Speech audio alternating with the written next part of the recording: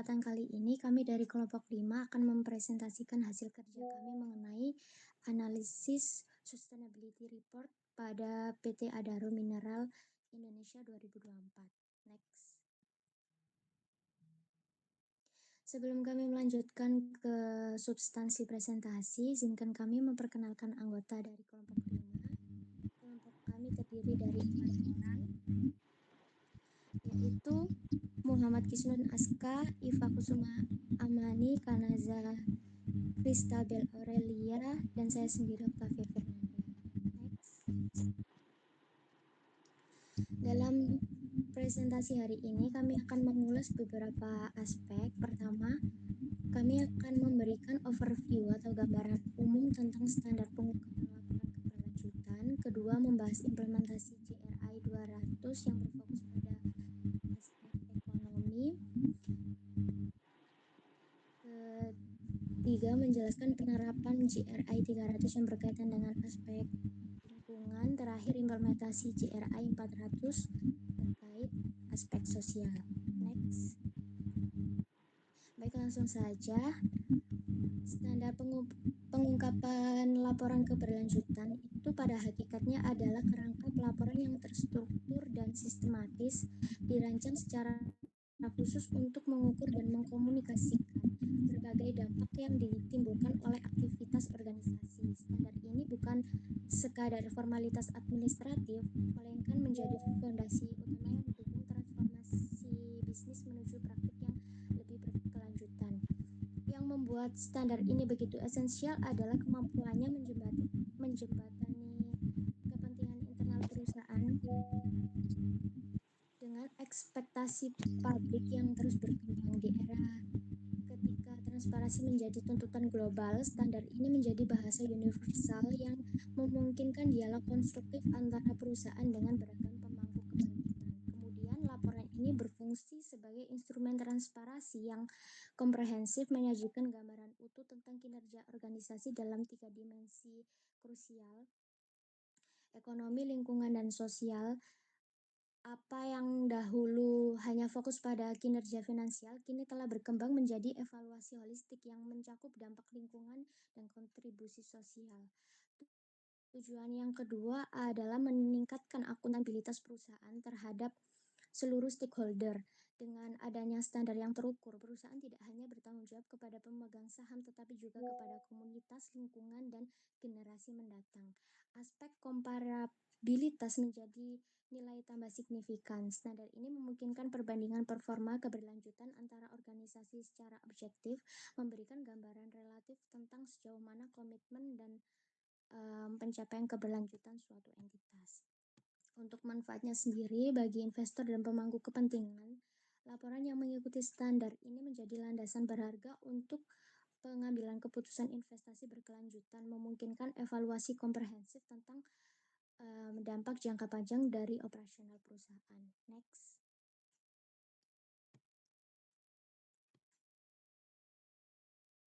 Selanjutnya, berbicara tentang pelaporan keberlanjutan, GRI telah menjadi kerangka referensi yang paling banyak diadopsi secara global. GRI menawarkan struktur yang sistematis melalui pembagian standar dalam beberapa seri. Seri 100 merupakan standar universal yang terdiri dari 3 komponen integral. GRI 101 landasan meletakkan prinsip-prinsip pelaporan dan panduan dasar yang menjadi fondasi seluruh laporan. GRI 102 pengungkapan umum berfokus pada informasi kontekstual mengenai organisasi, mulai dari profil, strategi, hingga tata kelola. Sementara GRI 103 pendekatan manajemen membahas bagaimana organisasi mengidentifikasi dan mengelola topik-topik material yang relevan dengan konteks keberlanjutan mereka.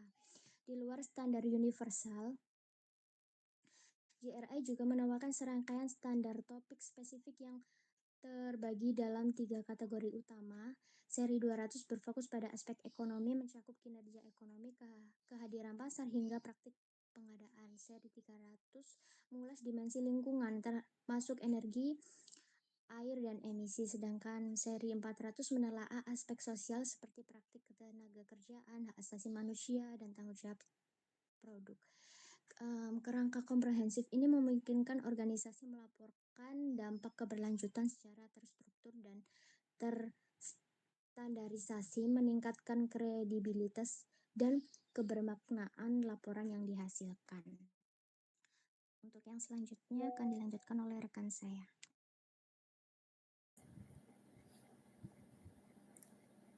Izin melanjutkan. Selanjutnya adalah tentang standar kinerja, pengungkapan kinerja ekonomi PT Adaro Mineral Indonesia. Nah, itu yang terdiri dari JRI 201 sampai JRI 207. Next.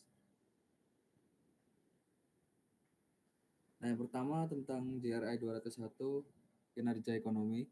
Nah, di sini PT Adaro telah mengungkapkan performa ekonomi PT Adaro selama 3 tahun terakhir dari hasil kegiatan operasionalnya. Ini bisa teman-teman lihat secara historis. PT Adaro melaporkan pendapatan yang cukup positif ya, karena trennya naik. Next.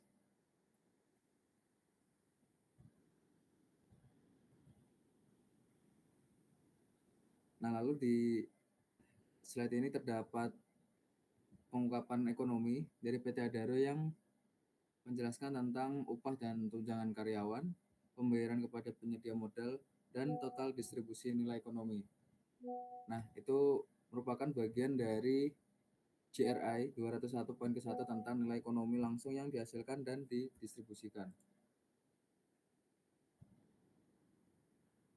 Nah, next. Nah, lalu ada JRI 201.2 tentang implikasi finansial risiko dan peluang lain akibat dari perubahan iklim. Nah, di sini PT Adaro sudah cukup menjelaskan keadaan resiko dan implikasi finansial akibat dari perubahan iklim dan sudah sesuai dengan standar pengungkapan GRI. Next.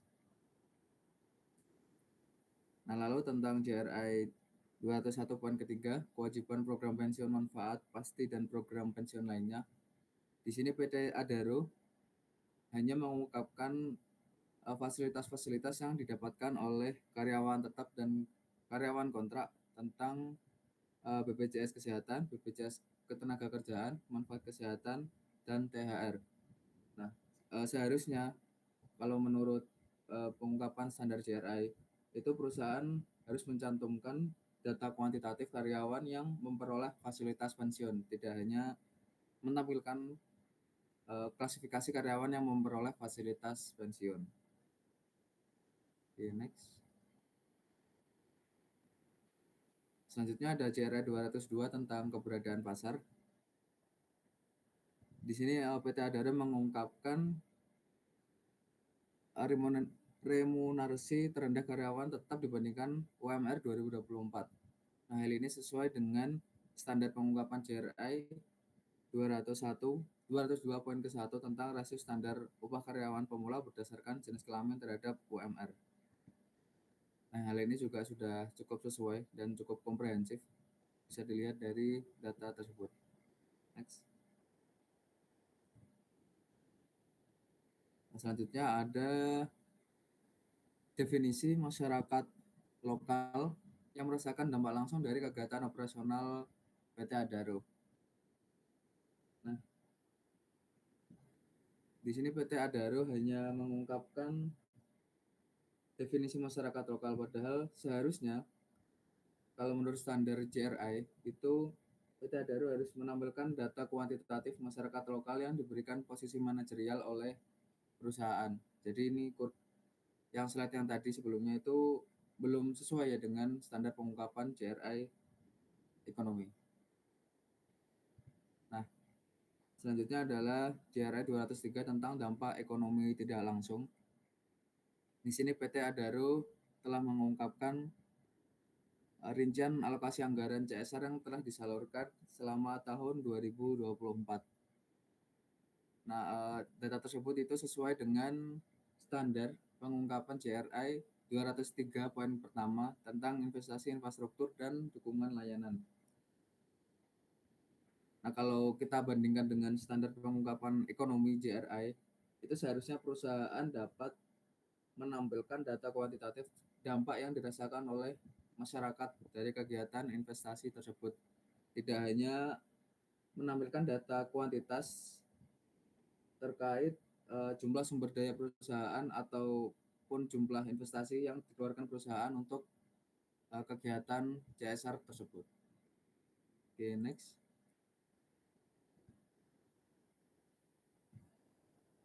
Nah, lalu di sini ada dampak program pilar ekonomi yang telah diungkapkan oleh PT Adaro. Nah, ini sesuai dengan standar pengungkapan JRI 203 poin kedua tentang dampak ekonomi tidak langsung yang signifikan.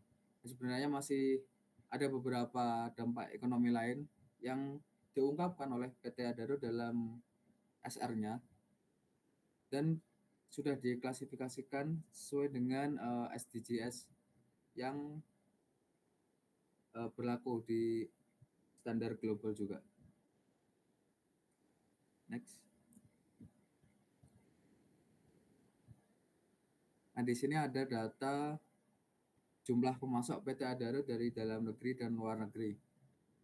Nah, data ini sesuai dengan standar pengungkapan ekonomi JRI 204 poin pertama tentang proporsi pengeluaran untuk pemasok lokal.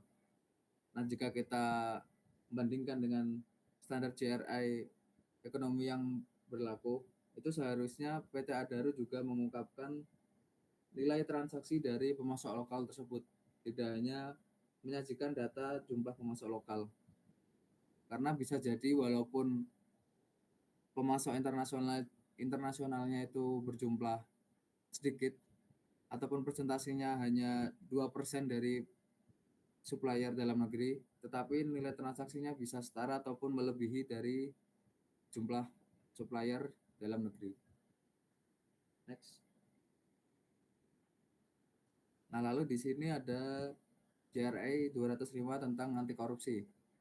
Nah, PT Adaro sudah mengungkapkan beberapa deskriptif tentang komunikasi dan pelatihan kebijakan prosedur anti korupsi. Nah, itu sesuai dengan JRI poin 205 poin kedua. Nah, kan tetapi di sini PT Adaro tidak mengungkapkan JRI 205 poin pertama tentang operasi-operasi yang dinilai memiliki resiko terkait korupsi. Di Sustainable Report-nya itu tidak ada penjelasan satupun tentang JRI tersebut dan langsung mengarah ke JRI 205 poin kedua tentang komunikasi pelatihan kebijakan prosedur anti korupsi. Nah, di JRI ini juga itu di kalimat pertama perusahaan belum melakukan perhitungan jumlah dan presentasi operasi yang memiliki resiko terkait korupsi. Oke, next. Nah, di sini itu perusahaan Adaro baru mengungkapkan bahwa perusahaan telah mengadakan pelatihan dan komunikasi terkait kebijakan ataupun prosedur anti korupsi yang diikuti oleh 12 anggota, 19 karyawan, dan 47 karyawan di Site. Nah, lalu perusahaan sepanjang tahun 2024 di PT Adara itu tidak ditemukan adanya insiden korupsi. Nah, itu sesuai dengan standar pengungkapan JRI 205 poin ketiga tentang insiden korupsi yang terbukti dan tindakan yang diambil. Nah, akan tetapi jika kita telah kalimatnya satu persatu ya dari slide sebelumnya dan slide ini, itu terdapat deskripsi yang sedikit bertentangan, yaitu di slide sebelumnya itu PT Adaro telah menjelaskan bahwa mereka belum melakukan analisis terkait operasional perusahaan yang memiliki resiko terkait korupsi. Akan tetapi di slide ini PT Adaro berani mengklaim bahwa tidak terdapat insiden korupsi selama tahun 2024. Nah, itu jelas menimbulkan pertanyaan apakah data dari PT Adaro ini bisa dipertanggungjawabkan kebenarannya atau PT Adaro belum menyadari dan memiliki celah korupsi karena belum melakukan analisis resiko operasional perusahaan yang berpotensi terhadap korupsi. Oke, next. Nah, lalu di sini PT Adaro mengungkapkan perilaku anti persaingan yang sesuai dengan JRI 206 tentang langkah-langkah hukum untuk perilaku anti persaingan, praktik antitrust dan monopoli. Nah, di sini pengungkapan PT Adaro sudah cukup komprehensif dan cukup lengkap dan sesuai dengan standar pengungkapan ekonomi JRI. Next. Lalu di JRI 207 tentang pajak, di sini PT Adaro sudah mengungkapkan tentang penerapan strategi perpajakan yang komprehensif. Nah, itu sudah sesuai dengan JRI 207 poin pertama tentang pendekatan terhadap pajak. Nah, akan tetapi deskripsi yang disajikan oleh PT Adaro itu tidak menjelaskan tentang strategi perpajakan yang berpotensi terjadinya penghindaran pajak yang dilakukan oleh PT Adaro.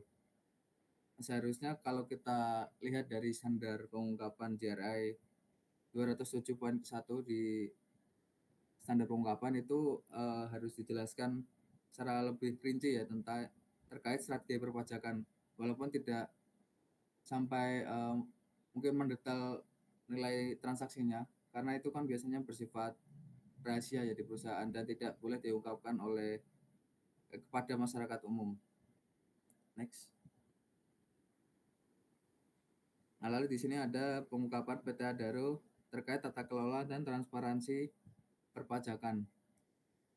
Nah, di slide ini sudah cukup dijelaskan komprehensif tentang JRI 207 poin kedua, tata kelola, pengontrolan, dan manajemen risiko pajak. Nah, akan tetapi pengungkapan yang sudah dipaparkan oleh PT Adaro ini tidak menjelaskan dan menampilkan data terkait risiko pajak yang berpotensi terjadi di dalam lingkungan perusahaan. Di sini hanya menjelaskan tentang tata kelola perpajakan dan upaya perusahaan untuk menjaga integritas dan transparansi perpajakan. Next.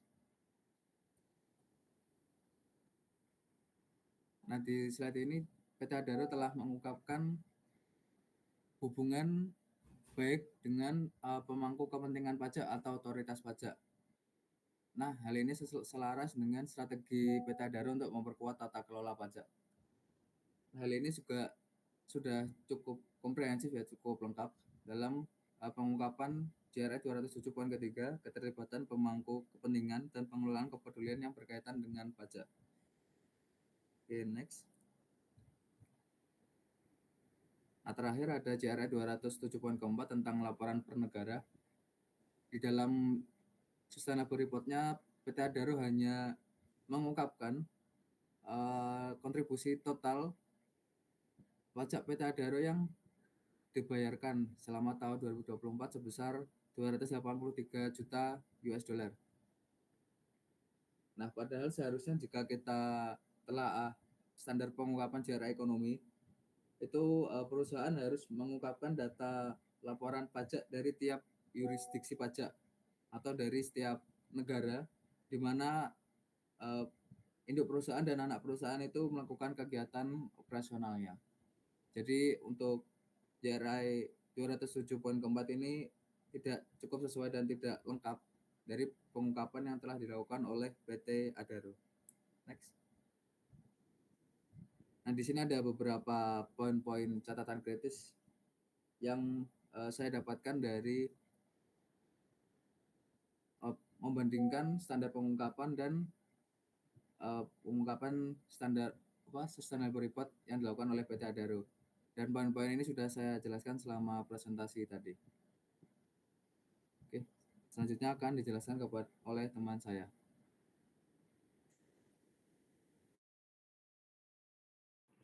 Baik, selanjutnya mengenai GRIS 300 dengan prospek lingkungan di PT Adaro sendiri ada di 301 ada material dalam operasionalisasi pertambangannya.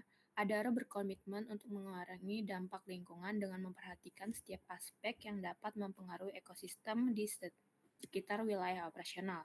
Nah, salah satu langkah konkret yang diambil adalah penggunaan bahan bakar ramah lingkungan seperti B35 yang mengandung campuran bahan bakar nabati sebesar 35% dengan sisanya berasal dari bahan bakar minyak BBM.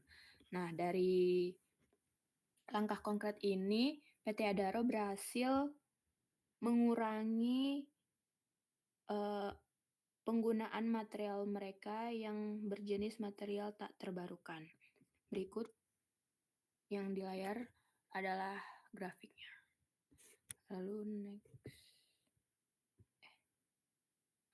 GRI 302 tentang energi.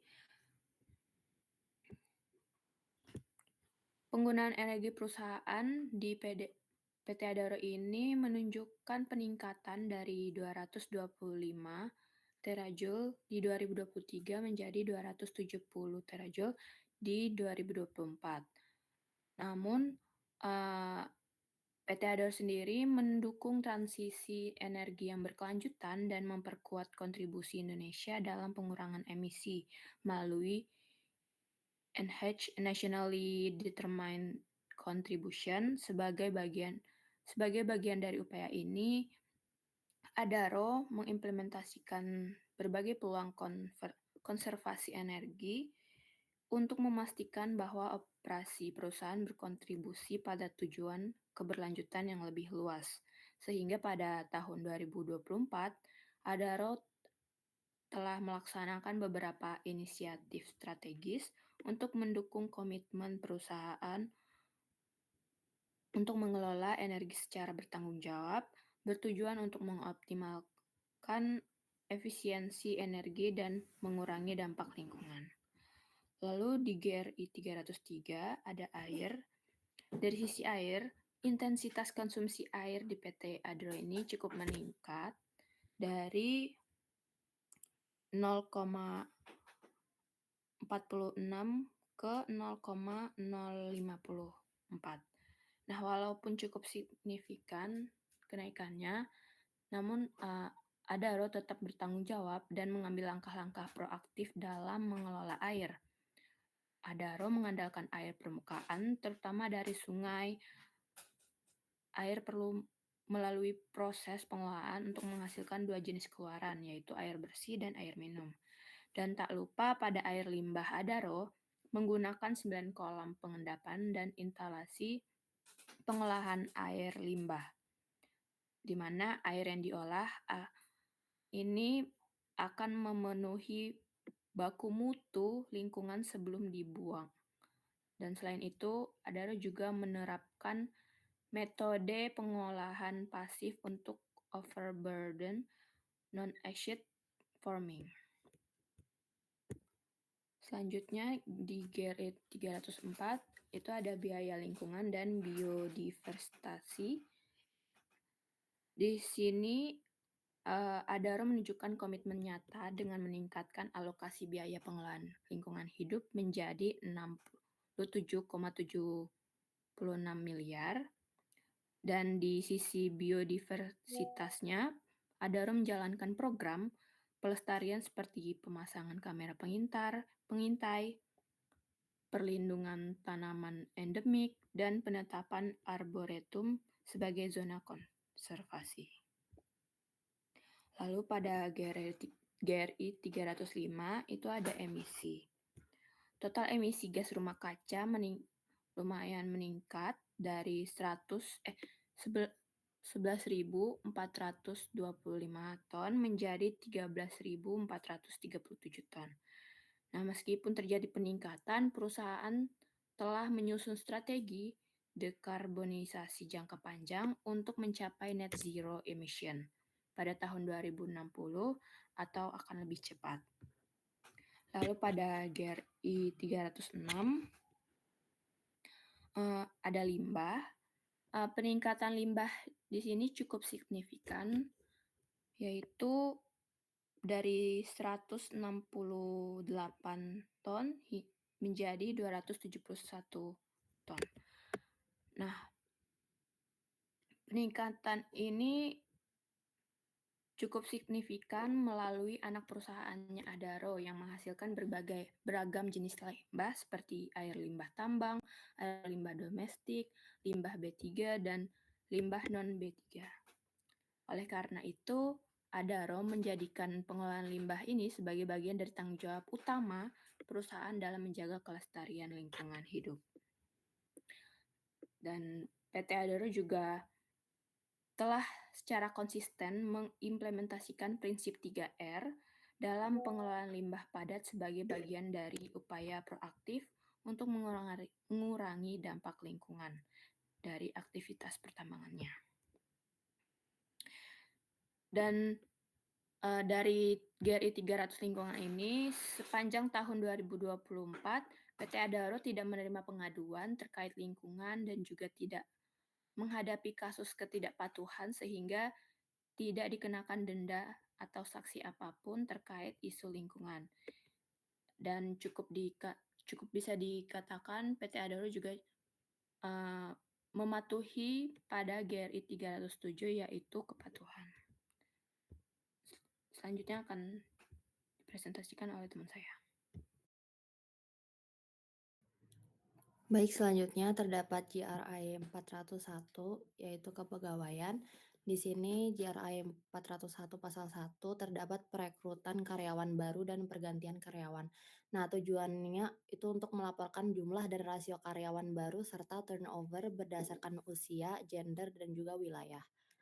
Jadi di sini ada tabel jumlah karyawan baru dan keluar.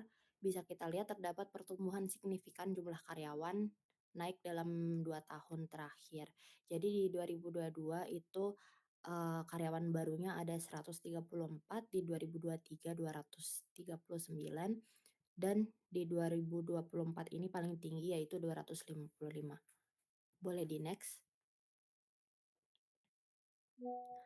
Lalu ini juga Adaro menampilkan jumlah karyawan baru dan pergantian karyawan berdasarkan wilayah.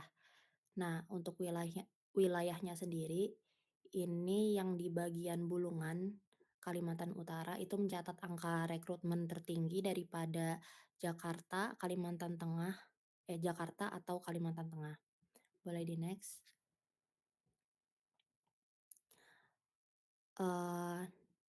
Yang ini itu pergantian karyawan dan karyawan baru berdasarkan kelompok usia. Nah, bisa kita lihat di sini usia yang paling banyak direkrut yaitu 208 orang, itu paling banyak kurang dari 30 tahun. Boleh di next. Lalu di sini terdapat tingkat perputaran karyawan. Jadi turnover itu meningkat tajam dari 2022 yang awalnya 5%, lalu 2023 dan juga 2024 turnover-nya jadi 8%. Boleh di next. Nah, di sini bisa kita lihat alasan pergantian karyawan atau turnover itu kebanyakan di pengunduran diri sukarela, yaitu 37%, PHK 12%, pensiun 10%, dan yang lain-lainnya itu 41%. Boleh di next. Lalu untuk analisis GRI 401 pasal 1 tadi, bisa disimpulkan Adaro ini menunjukkan komitmen terhadap prinsip kesetaraan kesempatan kerja melalui proses rekrutmen yang terbuka, adil, dan non-diskriminatif. Jadi itu proses seleksinya dilakukan secara objektif dengan mempertimbangkan kebutuhan perusahaan dan kompetensi kandidat. Jadi di sini terjadi pertumbuhan agresif rekrutmen yang naik dari 139 karyawan menjadi 255 karyawan di tahun 2024 seiring ekspansi dan penambahan proyek. Dan analisis yang kedua, terdapat dominasi usia muda kurang dari 30 tahun menunjukkan strategi regenerasi atau kebutuhan tenaga kerja operasional. Dan yang ketiga, proporsi karyawan wanita itu masih sangat kecil, kurang dari 6%. Mungkin bisa menjadi fokus peningkatan keberagaman gender. Lalu yang terakhir, turnover itu stabil di angka 8% selama 2 tahun terakhir. Jadi itu masih wajar untuk industri pertambangan. Bisa di next. Nah, ini kita ke GRI 401 pasal 2, yaitu tunjangan yang diberikan kepada karyawan purna waktu yang tidak diberikan kepada karyawan paruh waktu. Jadi di sini tujuannya itu untuk melaporkan tunjangan yang diberikan kepada karyawan tetap, namun tidak untuk kontrak atau paruh waktu. Nah, ini terdapat tabel remunerasi terendah karyawan tetap dibandingkan upah minimum regional atau UMR di tahun 2024. Jadi gaji minimum Adaro ini semuanya di atas UMR. Contohnya itu di Kalimantan Tengah, yaitu presentasenya 103,19% dari UMR. Boleh di next. Nah, di sini juga tertera selain memberikan gaji sesuai UMR, Adaro itu juga memberikan beberapa fasilitas kepada karyawan seperti tunjangan transportasi, jaminan kesehatan rawat inap dan rawat jalan, tunjangan lokasi kerja, mes dan transportasi ke lokasi, cuti khusus, dan juga penghargaan masa kerja. Boleh di next. Nah, untuk analisisnya sendiri, tunjangan yang diberikan menunjukkan komitmen terhadap kesejahteraan jangka panjang karyawan tetap. Nah, yang kedua, adanya akomodasi dan transportasi itu penting untuk mendukung lokasi kerja yang terpencil, misalnya area tambang. Nah, yang ketiga, tidak adanya kesenjangan gender dalam gaji menjadi nilai plus dalam kesetaraan upah. Namun perbedaan perlakuan antara karyawan tetap dan kontrak, terutama dalam tunjangan kesehatan dan cuti, itu tetap bisa menjadi bahan evaluasi ke depan dari sisi keberlanjutan sosial. Bisa di next. Untuk GRI 401 pasal 3, yaitu cuti melahirkan. Nah, tujuannya ini untuk melaporkan jumlah karyawan yang mengambil cuti melahirkan, kembali bekerja, dan masih aktif setelah 12 bulan. Nah, di sini terdapat implementasi oleh Adaro. Jadi durasi dan kebijakan cuti di Adaro sendiri untuk perempuan itu 1,5 bulan sebelum 1,5 bulan sebelum dan 1,5 bulan sesudah melahirkan. Untuk laki-laki juga bisa dapat cuti, yaitu 2 hari cuti pendampingan persalinan. Jadi selama cuti, karyawan itu menerima gaji penuh dan manfaat penuh sesuai peraturan perusahaan dan hukum yang berlaku. Bisa di next. Nah, berikut tabel jumlah karyawan yang memanfaatkan cuti melahirkan. Sebagai contoh, di tahun 2024, karyawan perempuan yang berhak itu ada 86 orang. Namun ternyata yang memanfaatkan cuti itu hanya 2 karyawan saja. Bisa di next. Nah, untuk analisis GRI 401 pasal 3, Adaro itu telah sepenuhnya melaporkan semua elemen GRI 401 pasal 3 itu jumlah penerima manfaat cuti, jumlah kembali bekerja, tingkat retensi 12 bulan setelah cuti, dan juga cakupan data lengkap dan konsisten selama 3 tahun. Lalu jumlah perempuan yang mengambil cuti itu sangat kecil dibandingkan jumlah yang berhak. Itu bisa disebabkan oleh dominasi karyawan laki-laki di industri pertambangan ataupun usia dominan kurang dari 30 tahun, itu potensi baru menikah atau belum berkeluarga. Bisa di next.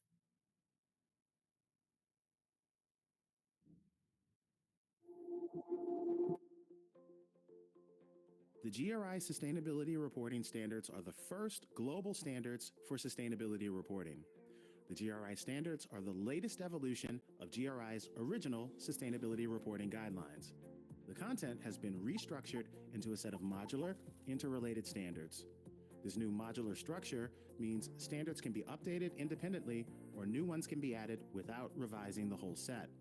This will help protect your investment in GRI reporting, as the standards will be responsive to new developments and stay even more up to date and relevant for reporters. There are 3 universal standards used by every organization that makes a sustainability report. And there are 3 series of topic-specific standards which cover economic, environmental, and social impacts. The starting point for using the standards is GRI 101, Foundation. It explains how you use and reference the set of standards, introduces the 10 reporting principles, and explains how to prepare a report that's in accordance with the standards. By applying the materiality principle from this standard, you identify your material topics, those with the most significant impacts and influence on stakeholders. This focus on materiality helps you report on the impacts that matter most. Based on your material topics, you select the topic-specific standards that are relevant for you. You also apply the other two universal standards. GRI 102 General Disclosures is for reporting contextual information about your organization and its reporting practices. You use GRI 103 Management Approach to report how you manage your material topics.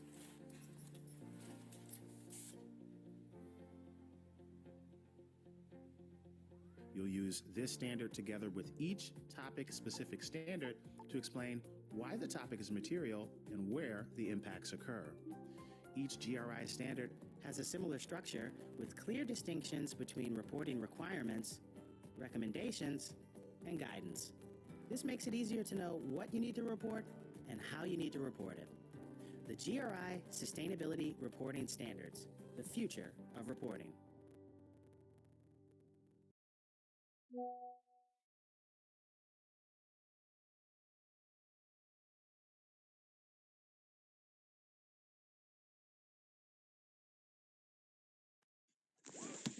Baik, berdasarkan video yang baru saja kita saksikan, dapat kita simpulkan GRI Sustainability Reporting Standard yang merupakan standar global pertama untuk pelaporan keberlanjutan. Standar GRI ini adalah evolusi terbaru dari pedoman pelaporan keberlanjutan GRI yang telah disusun ulang menjadi serangkaian standar modular yang saling terkait. Struktur modular baru ini memungkinkan standar dapat diperbarui secara independen dan standar baru dapat ditambahkan tanpa perlu merevisi seluruh rangkaian. Terdapat 3 standar universal yang digunakan oleh setiap organisasi dalam membuat laporan keberlanjutan dari 3 seri standar khusus topik yang mencakup dampak ekonomi, lingkungan, dan sosial. Titik awal penggunaan standar adalah GRI 101 Foundation yang menjelaskan cara menggunakan standar dan memperkenalkan prinsip pelaporan. Dengan menerapkan prinsip materialitas, organisasi dapat mengidentifikasi topik material yang memiliki dampak paling signifikan dan berpengaruh pada pemangku kepentingan. Berdasarkan topik material tersebut, organisasi memilih standar topik spesifik yang relevan serta menerapkan 2 standar universal lainnya, yaitu GRI 100 General Disclosure dan GRI 103 Management Approach. Setiap standar GRI memiliki struktur yang memudahkan organisasi untuk mengetahui apa yang perlu dilaporkan dan bagaimana melaporkannya. Next.